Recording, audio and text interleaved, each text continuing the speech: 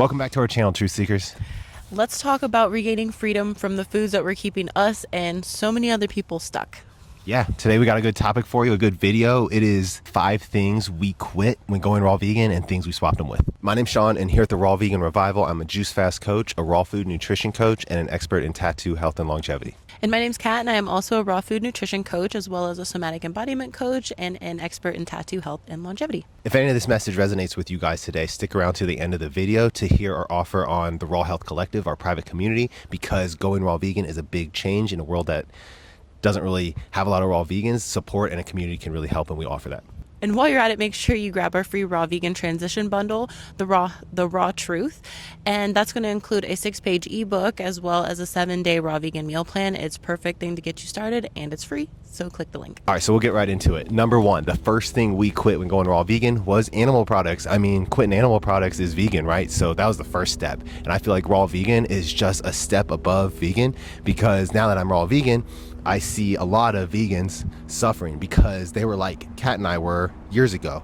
We were eating processed and artificial vegan foods because we were avoiding animal products so much that we were just eating anything that didn't have animal products in it and had that vegan sticker on it. But our health was still declining. These vegan processed foods were not serving us, and the results showed. So we got signs from the universe that we should take it up a level, take it to like the raw vegan level, eat only raw living foods from nature like all the other animals do, and just don't cook our food. Since we've done that, we've experienced the greatest health changes we've ever witnessed. Like, we did not expect to walk into some of the changes that we've experienced, not just physically, but mentally as well. And we attribute that to really just cutting out all animal products. I mean, it's pretty well known that they all cause inflammation, acidity in the body, and honestly, cancer. So we just stay away from that, and we found a way to thrive without it, and we're here to share that with you. Eating animal products is not all it's cracked up to be, at least not what we thought it was cracked up to be, because yes, it does cause inflammation and acidic buildup and all that stuff. And honestly, when you cook your meat, it also causes cancer causing compounds like advanced glycation end products and hydrocyclic amines. These things are compounds that they're oxidized in your body, and they lead to cancer down the road with overconsumption. And these days, animal products is one of the most overconsumed things like in the country. So it's really something that we need to watch out for. And since going on this plant-based journey, we've realized that a lot of people hold on to the animal products for really just one thing, and that's protein.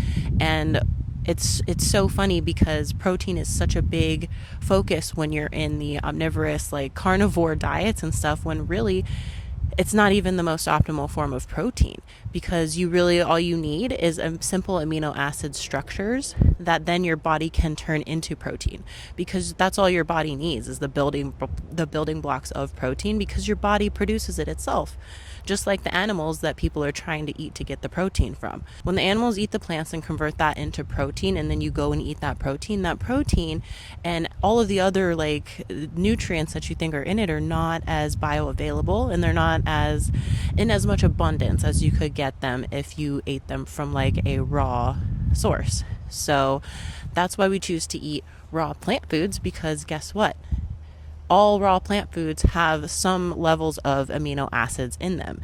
And when you get a variety and abundance of raw plant foods, you get plenty of amino acids to build the protein that you need, along with all of the other nutrients that you need to thrive too. She's right. And honestly, looking back in hindsight, I never felt worse in my life than when I was eating animal products and processed foods. Now that I cut those out, I feel a type of vibrancy that I didn't know was possible at the age I am. I just felt like we couldn't feel this good because I was so conditioned to eating these normalized foods, which are animal products and processed foods, that my norm was just down here. And now that I cut those out, my norm is up here. And that's what we want for everybody. I think that's why the people that eat meat, they're always like, you need so much protein. It's because, like she said, our body doesn't utilize that type of protein because it's not our species specific food. We're more meant to be like frugivores and eat plant-based foods, which hold all the amino acids that make up protein. So if we just get it from the source right away from there, you don't actually need as much protein to be balanced out and be adequate in your protein levels. Because going raw vegan, I haven't been low on protein, and I'm able to gain muscle and gain weight on all raw vegan foods, and I'm not eating 1 ounce of animal products. So what we swapped out all our animal products for was anything under the raw vegan kingdom that was similar. Like, we like savory stuff, so like mushrooms are a great substitute for meat. It's the texture and stuff. You can do so much with mushrooms, whether you dehydrate them or just marinate them. You can get a lot of different textures and flavors that resemble meat, steak, stuff like that with the mushroom. Another thing would be like coconut meat. You can use raw coconut meat. That was some of the best bacon I've ever made. You can marinate it, dehydrate it. That's something. You can do coconut flakes. That's like another take on like a BLT. That's good too. What else? Lentils, sprouted lentils. All the sprouts are good. You can season those as well, and they're high in protein. So if you're going for your animal products and your meat for the protein, just go to lentils or leafy greens, because those give us those amino acids we talked about to make protein, to make muscle, and it's just a one-way shot to the body. It's not like you're not cooking it out because you're not applying heat to it, and it's our species specific food, so our body can readily use it, and it's just so efficient that way. So that's pretty much what we switched out our animal products with. Yeah, and if you like dairy or any like cheeses or anything like that, like nut milks, nut cheeses, very easy to make, very inexpensive, and they taste really, really good. So it's all simple and it's easy. You just have to broaden your mindset. Yeah, it's definitely a switch that we're never going to go back on. And number 2 is cooked oils. That was another huge thing that we got rid of. And honestly, when you look at it, it's like, it seems like everything nowadays has some form of cooked oil in it. And the thing is, like, these oils that are being cooked, going back to the advanced glycation end products I just talked about, and even if you cook like plants in oil, it causes advanced glycation end products when cooked at high enough heats. So in a sense, if you're cooking at high heats with oil, like if you're deep frying or just like cooking at really high temperatures on the stove or something, or over a open flame, it's like that is still going to cause it's still going to create cancer causing compounds in your food, even if you're cooking vegetables, if you're adding high amounts of oil and cooking it at high heats.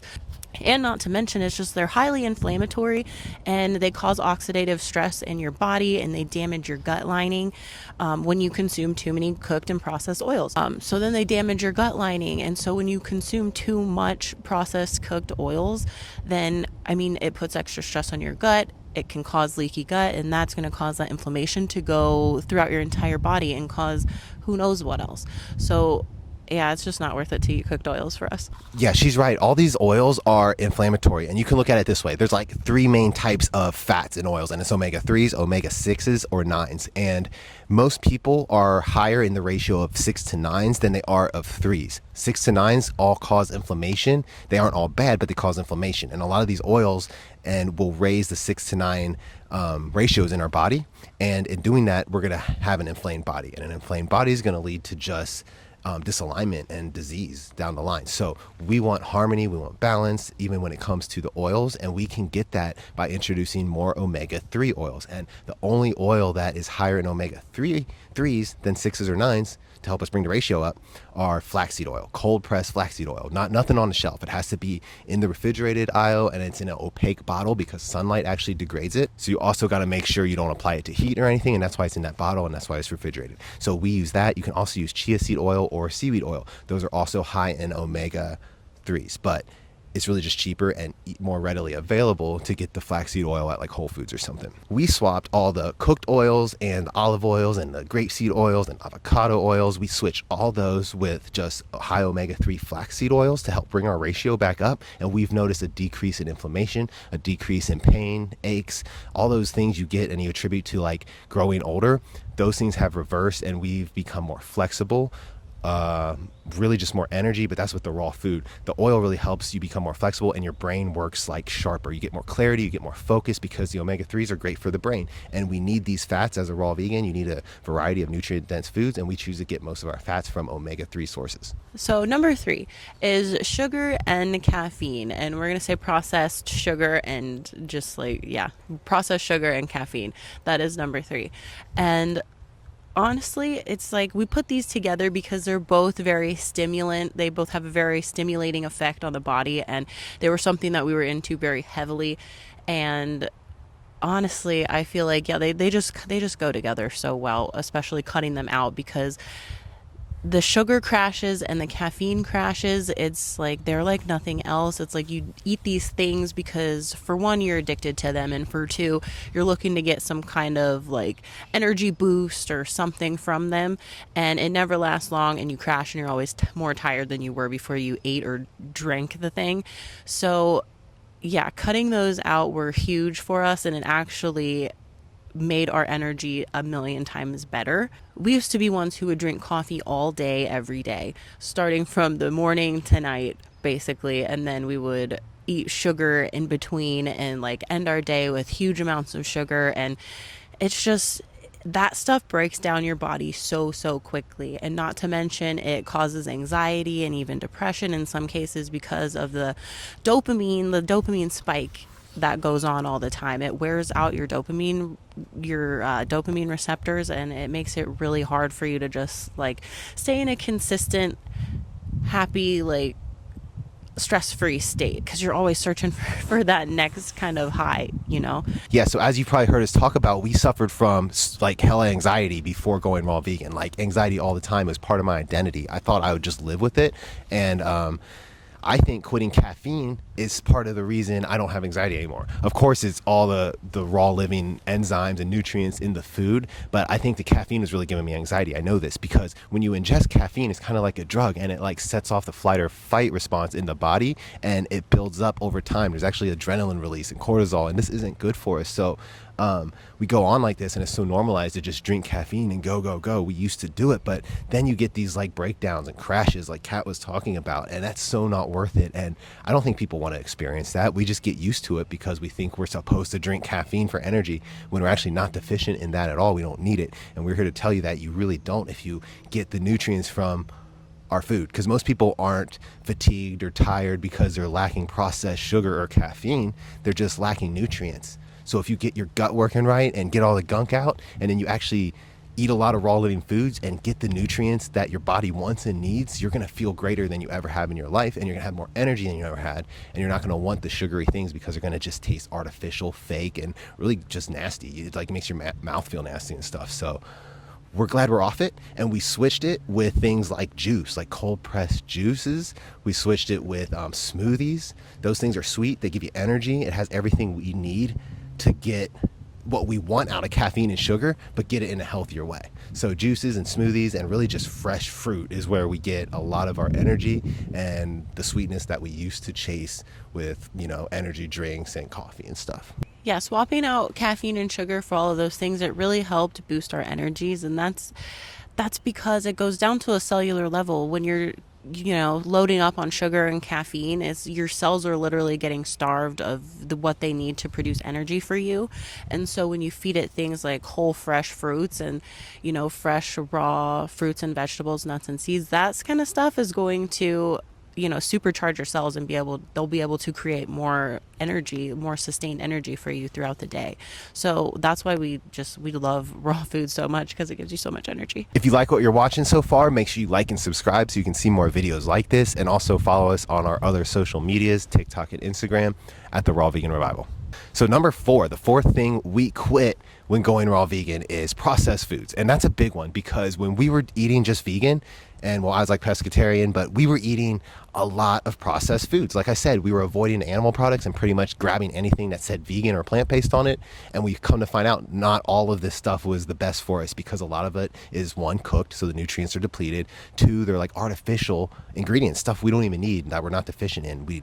It doesn't give us any nutritional benefit. And then also the artificial and processed foods, so or ingredients that are in these foods. We cut all those out, and we feel better, because even if it's just like a Beyond Burger or vegan cheese, it doesn't mean that it's gonna be nutritious for your body. There's always a better form. Like you can do cashew cheese, and you can make a raw vegan pizza. But the processed foods are big, because nowadays a lot of people grab things out of convenience and out of like lack of time or being in a hurry. So they grab these foods that are processed and convenient, and they kind of put that above the quality foods. And the quality foods are usually overlooked because, people think they take more time to prepare. I got to do this, I got to wash it, I got to do this and that. But really, it's not that much different. And you got to think about like quality of life. I look at it as like health insurance. If you're there buying flaxseed oil and it's like, oh my gosh, it's $30. Think about it like, would you rather pay $30 on this healthy stuff now? instead of like wait later and then have to be suffering with like an illness and paying medical bills or like a prescription medication. So like that's the way we look at it. So we kind of ensure our health with the purchases we buy and the choices we make when they're on our plate. Yeah, today everybody is just so busy. It's so natural just to fall back to the quick and easy processed foods because everything's in a box and takes 10 minutes to make. But really, when you switch your mindset and you realize that your health is more important than whether or not it takes you 10 to 15 extra minutes to make dinner, it's huge, because that blockage that you have, or that you might have, is really hindering you from getting the success in your health, and maybe even in other areas of your life. It's hindering you from that. And so that's why I'm just like, this whole lifestyle, this whole raw vegan lifestyle switch is more than just, what you eat. It's a huge amount to do with your mindset too, and how, not even discipline, but how focused you are on getting to the life that you deserve and that you desire for yourself, because you're likely not going to get it on the path that you're on right now. So you've got to make a switch and you have to make a change. And sometimes that change is hard and uncomfortable, but it is all worth it. And when everybody is like addicted to processed foods and like eating processed foods 5 times a day, it's like that's going to be one of the hardest things to overcome. So when you find it in yourself to actually be able to do that, it's really satisfying. And then you realize it's really not as hard as you thought it was the whole time. Because really the only thing that people lean back on processed food for is for convenience, right? So it's like, what do you have to do to make sure that you do not need to fall back on processed foods? It's going to be meal prepping and prepping your snacks in advance, finding quick and easy things that you can make to have, for the next couple of days. Those kind of things are going to change everything. And it sounds like a lot of work, but honestly, like prepping a few things for the next few days is like, it might take you like 30 minutes. Or you can split it up into a couple days, just however you can do to structure it to fit your schedule. Just do it, because it's possible. No matter how busy you are, you can always prep some food and some snacks to make it easier for you to eat healthy and make better choices. Yeah, and so what we swapped processed foods with is basically anything living and undenatured. So processed and artificial foods are all denatured. The nature is stripped out of them. There's no life force energy or enzymes or phytonutrients in it. And we pretty much switched out all that with just living foods, because they contain all these things. And electricity. Our bodies are electric. So denatured and processed foods aren't electric, so they don't serve our body in any which way. So that's one reason a raw vegan doesn't eat processed foods, and we feel way better eating just everything else we listed. And if you need help and you're new to raw vegan, join our group, the Raw Health Collective. There's a bunch of recipes in there and support from us and others, so you can share your recipes and get ideas for new ones. And number 5 is cooked foods. We have cut out all cooked foods, all form of cooked foods, for over almost 2.5 years now. And it's honestly changed our life in the biggest way possible. And let's just see, like, so many people, just like the processed foods, they're in a way addicted to cooked foods because it gives them a comfort, a sort of like emotional comfort. And it just like, I don't know, it's comfort food. Like, cooked food is literally comfort food. And the reason that we got rid of cooked foods is because that over almost 2.5 years ago, we discovered that it actually is not as healthy for you as people think it is, as like 93% of the world thinks it is. And it's really just because when you cook your food over a certain temperature, that temperature being 115 to 118 degrees Fahrenheit, that's going to degrade nutrients, enzymes. It's going to deplete the water content. It's basically just going to, it essentially pre-digests your food for you and takes most of the nutrients out and everything, and leaves very minimum left for you to take in and absorb by your body. And not to mention, once you've taken all the water and stuff out of that food, it's really dehydrated and hard to digest, so your body is not able to easily digest this stuff. It works too hard, puts strain on your digestive organs, and essentially causes slow digestion and waste buildup and accumulation in your digestive tract. And that, like we talk about in so many other videos, that leads to most of the diseases that are running rampant in the country right now and across the world. So yeah, cooked food and animal products and all the things that we've listed they really all contribute to this in their own ways. So yeah, it's huge. Yeah, she's right. And that kind of goes along with the vegans we talked about suffering with illnesses still. We were those vegans 2 years ago. We still had the health problems. And that's because they're cooking their food and they're eating a lot of artificial processed foods and cooked oils. So to be raw vegan, we cut out these 5 things. And cooked food was like, we put it last, but it's kind of the biggest one because it was just a mind blowing time when we realized this, because it's like the truth hit us like a ton of bricks and we were like, oh my gosh, we quit right away all the cooked foods. We were that excited about it. So I know some people are going to be like that. Some people are going to need a little more marinating in this info before they turn over to that idea, but that's okay. It's just, I think if you take it step at a time, you can notice a huge difference. Yes, we went hard and did it 100%. You can take it as slow as you would like. It's all about just getting better, feeling better by incorporating more of these plant foods.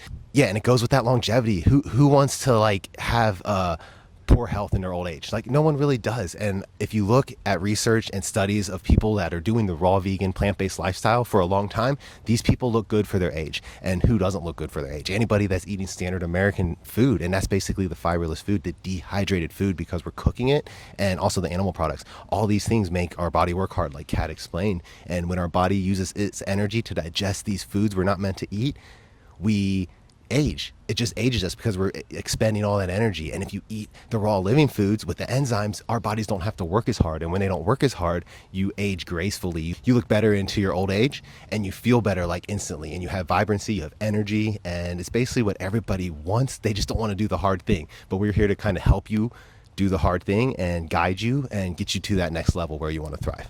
So what we replace cooked foods with, a lot of people will, when we tell them that we're raw vegan, they'll say, oh, but like you never eat warm food. It's like your food's always cold. And no, it's not. I mean, we live in Ohio, we go through the winter and, we've survived 2 full winters on being raw vegan, but it's like the cold food isn't an issue because really it's not cold. Because if you heard us a little bit ago, we said that we can heat our food up to 115 to 118 degrees. And that's the temperature where your body and your mouth can comfortably eat food anyway. So that's not cold. That's warm. And so if you want warmed food, you can totally do that. And that's why we love our dehydrator, for one, because you can make raw crackers, you can make stir fries, you can make noodles, you can make breads, you can make pizzas, anything really that you are craving, you can make it and put it in the dehydrator and make it a little warmer. Or if you're having soups or something like that, there's a cool little feature on the Vitamix actually that you can blend it for a certain amount of time and it'll actually warm up your soup for you. There are different tips and tricks that you can do to make your food warmer and make it give you that like cooked food feel.